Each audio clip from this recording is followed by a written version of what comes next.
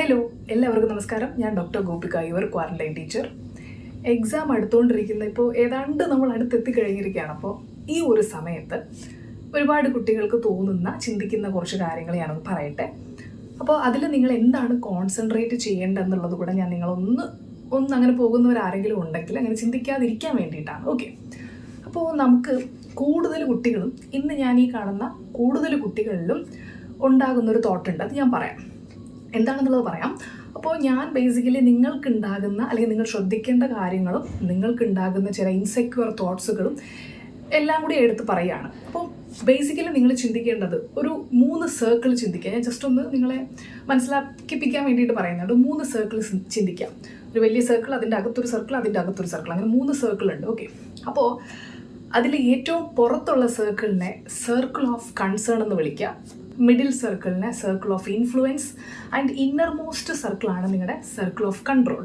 Okay, അപ്പോൾ ഈ 3 circle ഞാനിവിടെ എന്തിനു പറഞ്ഞു എന്ന് ചോദിച്ചു കഴിഞ്ഞാൽ, ഒരു സർക്കിൾ എന്ന് പറയുന്നത് നിങ്ങളുടെ കൺട്രോളിലേ അല്ലാത്ത കാര്യങ്ങൾ, ഒരു സർക്കിൾ എന്ന് പറയുന്നത് കംപ്ലീറ്റ് നിങ്ങളുടെ കൺട്രോളിലുള്ള കാര്യങ്ങൾ. ഓക്കെ, അപ്പോൾ ഇതിലെന്താണെന്ന് വെച്ചാൽ ഏറ്റവും പുറത്തുള്ള സർക്കിളിലാണ് ഇന്ന് ഒരുപാട് കുട്ടികൾ കോൺസെൻട്രേറ്റ് ചെയ്തുകൊണ്ടിരിക്കുന്നത്. അതായത് സർക്കിൾ ഓഫ് കൺസേണിലോട്ട്, അവരുടെ ഇൻഫ്ലുവൻസിലല്ലാത്ത കാര്യങ്ങളിൽ ഒരുപാട് ആലോചിച്ച് ചിന്തിച്ച് സമയം കളയുന്നു. അതെന്താണെന്ന് വെച്ച് കഴിഞ്ഞാൽ, ഒരു കാര്യം എന്ന് പറയുന്നത് എക്സാം മാറ്റിവെക്കുമോ, അതുപോലെ തന്നെ ഇനി പഠിച്ചാൽ കിട്ടുമോ, അല്ലെങ്കിൽ എൻ്റെ ഓൾറെഡി ഇയർ വേസ്റ്റായല്ലോ, ഇങ്ങനെയുള്ള തോട്ട്സുകളും ഇങ്ങനത്തെ കുറേ കാര്യങ്ങൾ ചിന്തിച്ച് ഒരുപാട് സമയം വേസ്റ്റ് ആകുന്നു. ഓക്കെ, ഇതാണ് സർക്കിൾ ഓഫ് കൺസേൺ. ഇതിൽ നിന്ന് നിങ്ങൾക്ക് കിട്ടുന്നത് എന്താണ്? ഇപ്പം നിങ്ങളൊരു കാര്യം ആലോചിച്ചാൽ, ഇങ്ങനത്തെ കാര്യങ്ങൾ ആലോചിച്ച് നിങ്ങൾക്ക് കിട്ടുമോ കിട്ടില്ലയോ എന്നൊക്കെ ആലോചിച്ച് നിങ്ങൾ ചിന്തിച്ചിരിക്കുവാണെങ്കിൽ നിങ്ങളുടെ ഉള്ളിൽ സ്വാഭാവികമായിട്ടും ഒരു കോൺഫിഡൻസ് ഒരു പടിയെങ്കിലും താഴോട്ടിറങ്ങിയിട്ടുണ്ടാവും. ഓക്കെ, ഇതാണ് നിങ്ങൾക്ക് ഇതിൽ നിന്ന് കിട്ടുന്ന നേട്ടം എന്ന് വിളിക്കാവുന്ന ഒരു കാര്യം. ഓക്കെ, എന്തേലും നേട്ടമുണ്ടോ? ഓക്കെ, നിങ്ങൾ തന്നെ ആലോചിക്കാം. ഇനി എന്നാൽ പകരം ഇന്നു മുതൽ, നിങ്ങൾ ഈ വീഡിയോ കണ്ടത് മുതൽ ഓക്കെ, സർക്കിൾ ഓഫ് കൺട്രോളിൽ നിങ്ങൾ കോൺസെൻട്രേറ്റ് ചെയ്യണം. എന്താണ് ഈ സർക്കിൾ ഓഫ് കൺട്രോൾ? അതായത് ഇന്നർ മോസ്റ്റ് സർക്കിൾ. അതെന്താണ്? നിങ്ങളുടെ കൺട്രോളിലുള്ള കാര്യങ്ങളിൽ, നിങ്ങൾക്ക് എന്തൊക്കെ കാര്യങ്ങളിൽ കൺട്രോൾ ഉണ്ടോ ആ കാര്യങ്ങൾ കൂടുതൽ കോൺസെൻട്രേറ്റ് ചെയ്യുന്നു. എന്താണ് കൺട്രോളുള്ള കാര്യങ്ങൾ? 1, നിങ്ങൾ എത്ര മണിക്കൂർ പഠിക്കുന്നു. 2, നിങ്ങൾ എത്ര എഫേർട്ട് ഇടുന്നു ആ കാര്യം പഠിക്കാനായിട്ട്. അല്ലെങ്കിൽ നിങ്ങൾ എത്ര ക്വസ്റ്റ്യൻസുകൾ ചെയ്യുന്നു, നിങ്ങൾ എന്തൊക്കെ പുതിയ പുതിയ ടോപ്പിക്സുകൾ പഠിക്കുന്നു, നിങ്ങളൊരു ദിവസത്തിന് എങ്ങനെ പ്ലാൻ ചെയ്യുന്നു. ഇതൊക്കെ നിങ്ങളുടെ കൺട്രോളുള്ള കാര്യമാണ്. ഞാനൊരു കാര്യം പറയട്ടെ, നിങ്ങൾ എന്ന് മുതലാണോ ഈ സർക്കിൾ ഓഫ് കൺട്രോളിൽ നിങ്ങൾ കോൺസെൻട്രേറ്റ് ചെയ്യാൻ തുടങ്ങുന്നത്, അന്നു മുതൽ നിങ്ങളുടെ കോൺഫിഡൻസ് ലെവൽ റേസ് ചെയ്ത് വരുന്നത് നിങ്ങൾക്ക് കാണാൻ പറ്റും.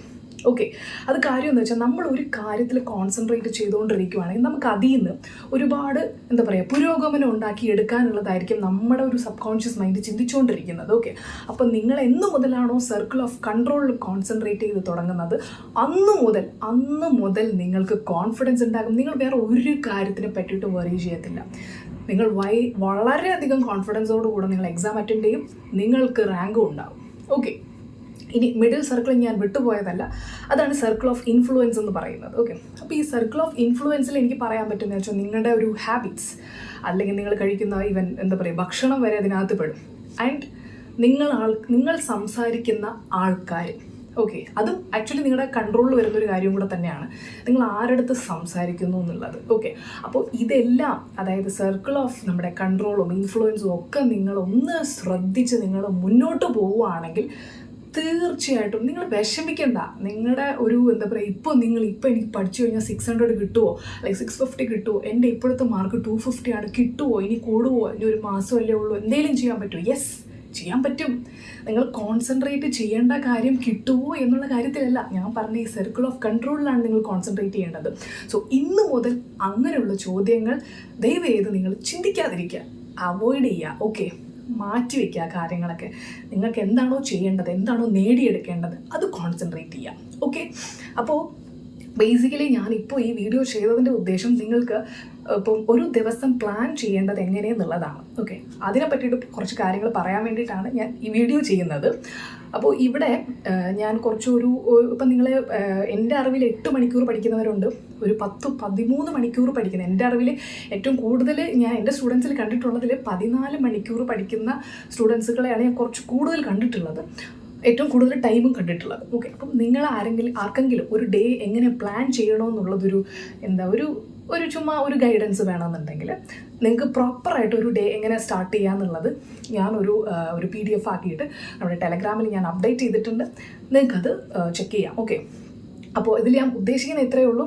നമ്മൾ വൺസ് ഒരു ഡേ പ്ലാൻ ചെയ്ത് കഴിഞ്ഞാൽ അതിൻ്റെ തലേ ദിവസം തന്നെ എന്തൊക്കെയാണ് ഞാൻ പിറ്റേ ദിവസം പഠിക്കാൻ പോകുന്നത് എന്നുള്ളത് വ്യക്തമായിട്ടൊരു ഐഡിയ ഉണ്ടാവണം. നിങ്ങൾക്ക് ചിലപ്പോൾ ആ പിറ്റേ ദിവസത്തേക്ക് പ്ലാൻ ചെയ്ത കാര്യങ്ങൾ ചിലപ്പോൾ അത്രയും കംപ്ലീറ്റ് ആയിട്ട് പഠിക്കാൻ പറ്റണമെന്നില്ല. ഓക്കെ, പക്ഷേ അങ്ങനെ പറ്റാതെ ഇരുന്നാലും അത് നിങ്ങൾ നെക്സ്റ്റ് ഡേത്തേക്ക് മാറ്റി വയ്ക്കരുത്. അത് നിങ്ങളുടെ എന്തെങ്കിലും ഒരു മിസ്റ്റേക്ക് കൊണ്ടായിരിക്കും ചിലപ്പോൾ നിങ്ങൾക്ക് അത് പഠിക്കാൻ പറ്റാതെ പോയത്. ചിലപ്പോൾ ആ ഒരു ടൈം സ്ലോട്ട് വിട്ടുപോയിട്ടുണ്ടാകും, എന്തെങ്കിലും കാര്യം ഉണ്ടാകും. ബട്ട് അത് നിങ്ങളുടെ റെസ്പോൺസിബിലിറ്റിയാണ്. നിങ്ങളൊരു എക്സ്ട്രാ ടൈം കണ്ടുപിടിച്ചിട്ട് പഠിക്കുക എന്നുള്ളത്. അല്ലാതെ ഇപ്പോൾ സപ്പോസ് ഞാൻ നാളത്തേക്കൊരു പഠിക്കാനുള്ള ടൈം ടേബിൾ ഉണ്ടാക്കി വെച്ചു, നാളത്തെ എൻ്റെ ഒരു സ്ലോട്ടിലുള്ള ടൈം ടേബിളിലുള്ള പോർഷൻ ഞാൻ പഠിച്ചില്ല എന്ന് വിചാരിക്കുക. അങ്ങനെയാണെങ്കിൽ ഞാൻ മറ്റന്നാൾ രാവിലെ തന്നെ ആ സ്ലോട്ട് എടുത്ത് പഠിക്കുന്നു, അല്ലെങ്കിൽ ആ മറ്റന്നാളത്തേക്കുള്ള ടൈം ടേബിൾ ഞാൻ ചേഞ്ച് ചെയ്തിട്ട് ഇന്ന് പഠിക്കാതെ പോയ സാധനത്തിനടുത്ത് നാളെ ഞാൻ ഇട്ട് പഠിക്കുവാണെങ്കിൽ ആക്ച്വലി അതൊരു നല്ല കാര്യമല്ല, അതൊരു നല്ലൊരു ഐഡിയൽ അല്ല ആ ഒരു സംഭവം. ഇത് നിങ്ങളുടെ എന്തെങ്കിലും ഒരു മിസ്റ്റേക്ക് കാരണോ അല്ലെങ്കിൽ നിങ്ങളുടെ എന്തെങ്കിലും ബുദ്ധിമുട്ട് കാരണോ ആയിരിക്കും പഠിക്കാതെ പോയിരിക്കുന്നത് ഈ സ്ലോട്ട്. അപ്പോൾ എന്ത് ചെയ്യണം, ഇനി നെക്സ്റ്റ് ഡേത്തേക്കുള്ള, അതായത് മറ്റന്നാളത്തേക്കുള്ള ടൈം ടേബിൾ അങ്ങനെ തന്നെ നിർത്തിക്കൊണ്ട് നിങ്ങളുടെ ഡ്യൂട്ടിയാണ് എക്സ്ട്രാ ടൈം കണ്ടുപിടിച്ചിട്ട് പഠിക്കുക എന്നുള്ളത്. അത് 2-3 ദിവസം എടുത്താലും കുഴപ്പമില്ല. ഓക്കെ, അപ്പോൾ അങ്ങനെ വേണം ഒരു സ്ലോട്ട് കംപ്ലീറ്റ് ചെയ്യാനായിട്ട്. അപ്പോൾ ഇത് ഞാൻ പല കുട്ടികളും ചെയ്ത് കണ്ടിട്ടുണ്ട്. അപ്പോൾ ഞാൻ അങ്ങനെ അതിനെ പറ്റിയിട്ട് എന്നോട് ചോദിച്ച് ഞാൻ സംസാരിച്ചിട്ടുള്ളത് കൊണ്ടാണ് ഞാനിപ്പോൾ ഈ വീഡിയോയിൽ പറയാനുള്ളൊരു കാരണം. ഓക്കെ, ഇനി ഒരു കാര്യം കൂടി എനിക്ക് പറയാനുണ്ട്. ബയോളജി പഠിക്കാനായിട്ട് എന്തെങ്കിലും ഒരു കോഴ്സ് വേണം, അല്ലെങ്കിൽ ഒരു ക്രാഷ് കോഴ്സ് വേണമെന്നുള്ളവർക്ക് യുവർ ക്വാറന്റൈൻ ടീച്ചർ ആപ്പിനകത്ത് ക്രാഷ് കോഴ്സ് അവൈലബിൾ ആണ്. അത് എല്ലാവർക്കും ഫ്രീ ആണ്. ഓക്കെ, ബയോളജിയുടെ +1 +2 ചാപ്റ്റേഴ്സുകൾ എല്ലാവർക്കും ഫ്രീ ആണ്. അത് ചെയ്യാനായിട്ട് your quarantine teacher app download ചെയ്യുക. അതിനകത്ത് നിങ്ങൾ സൈനപ്പ് ശ്രദ്ധിക്കേണ്ട കാര്യം, ലോഗിൻ ചെയ്യുമ്പോൾ ശ്രദ്ധിക്കേണ്ട കാര്യം, ലോഗിൻ വിത്ത് ഇമെയിൽ എന്നുള്ള ഓപ്ഷനാണ് കൊടുക്കേണ്ടത്. ലോഗിൻ വിത്ത് Gmail കൊടുത്തു കഴിഞ്ഞാൽ പല കുട്ടികൾക്ക് അക്കൗണ്ട് ബ്ലോക്ക്ഡായി പോകുന്നു എന്ന് പറഞ്ഞിട്ടുണ്ട് എൻ്റെ അടുത്ത്. ഓക്കെ, അപ്പോൾ അതുകൊണ്ടാണ് ലോഗിൻ വിത്ത് ഇമെയിൽ ചെയ്യുക.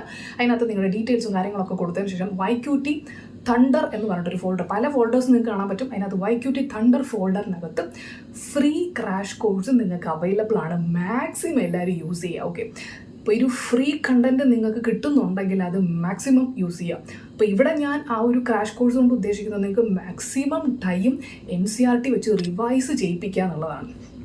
മാക്സിമം റിവൈസ് ചെയ്യുക കുട്ടികളെ. അപ്പോൾ അത് വെച്ച് എത്ര നിങ്ങൾക്ക് പഠിക്കാൻ പറ്റുമോ, എത്ര തവണ റിവൈസ് ചെയ്യാൻ പറ്റുമോ അത്രയും ചെയ്യാം. ഓക്കെ, പിന്നെ രണ്ടാമത്തൊരു കാര്യം, നിങ്ങൾക്ക് ഇപ്പോൾ 200 റേഞ്ചിലൊക്കെയാണ് നിൽക്കുന്നതെങ്കിൽ നിങ്ങൾക്ക് ബയോളജി അത്രയും വലിയ ഐഡിയ ഇല്ല എങ്കിലും നിങ്ങൾക്ക് അതിൽ നിന്ന് മാർക്ക് ഒരുപാട് ഇമ്പ്രൂവ് ചെയ്യണമെന്നുള്ളൊരു ആ ഒരു തോട്ടിൽ നിൽക്കുവാണെങ്കിൽ നിങ്ങൾ എൻ്റെ അൾട്ടിമേറ്റ് ബയോളജി റിവിഷൻ കോഴ്സിൽ ജോയിൻ ചെയ്യാം. അത് ഞാൻ പറയാൻ കാരണം, ഞാൻ ഓൾറെഡി ഒരു 10 days ചാലഞ്ച് നമ്മൾ ഓൾറെഡി കംപ്ലീറ്റ് ചെയ്തിട്ടുണ്ടായിരുന്നു. സക്സസ്ഫുള്ളി കംപ്ലീറ്റഡ് ആണ്. ഒരുപാട് കുട്ടികൾക്ക് 10 ദിവസം കൊണ്ട് +1 +2 ബയോളജി കംപ്ലീറ്റ് ചെയ്തിട്ടുണ്ടായിരുന്നു. അപ്പം അതുപോലെ നിങ്ങൾക്കും ആ ചലഞ്ചിൽ ജോയിൻ ചെയ്യാം.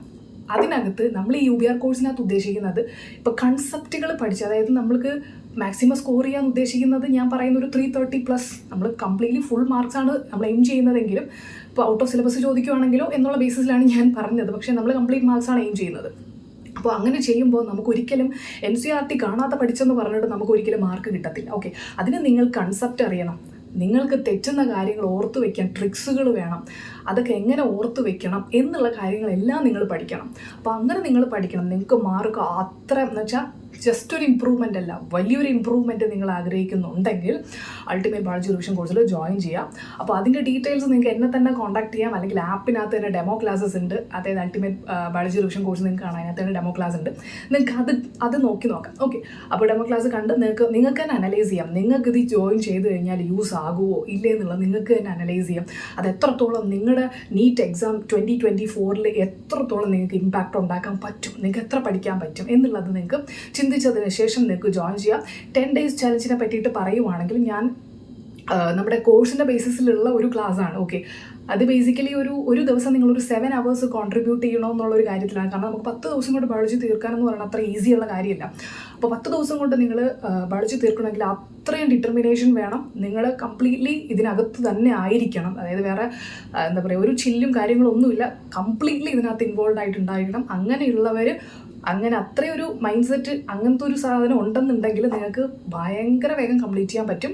ആൻഡ് നിങ്ങൾക്ക് ധൈര്യമായിട്ട് ജോയിൻ ചെയ്യാം. ഓക്കെ, അപ്പോൾ ഇത്രയും പറഞ്ഞ കാര്യങ്ങൾ, ഒരുപാട് കാര്യങ്ങൾ ഞാൻ പറഞ്ഞു തോന്നുന്നു, ബട്ട് ഇത്രയും കാര്യങ്ങൾ ശ്രദ്ധിക്കുക. ആൻഡ് ആദ്യം ഞാൻ പറഞ്ഞ കാര്യം വളരെയധികം ശ്രദ്ധിച്ച് അത് നിങ്ങൾ മാക്സിമം അങ്ങനെ തന്നെ മുന്നോട്ട് പോകാൻ ശ്രമിക്കുക. Okay, so thank you so much and all the very best. By.